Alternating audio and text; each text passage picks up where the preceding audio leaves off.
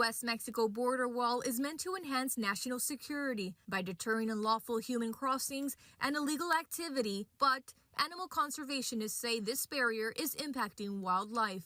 Take a look at this remarkable video of a black bear coming face to face with a 30-foot steel border fence, pacing back and forth and failing to get through. In the face of climate change, species are moving more, species are shifting northward, yet they're going to run into a wall that prevents them from moving. Eamon Harity with Sky Island Alliance says over a 2-year period, they collected hundreds of hours of video data showing wildlife encounters across 100 miles along the border stretching from Arizona to New Mexico. They say their data shows wildlife were only able to successfully cross through a border wall 9% of the time, and they worry that limits their access to water. Wildlife need to move to find their resources. However, they found that areas with barriers to block traffic instead of a full wall allowed for successful crossings. Roughly 65% of the animals we saw approaching vehicle barriers crossed. Harity says these larger openings are critical for the survival of species in the Arizona Sonoran Desert.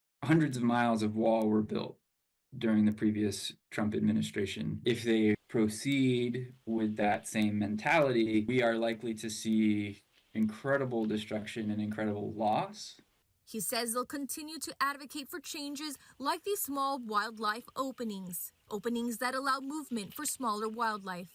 In these discussions with CBP, that if we are going to build more wall, we are going to see more wall. What are some really subtle adjustments we can make that allow for more wildlife movement? In Yuma, Alexandra Rangel, Arizona's Family.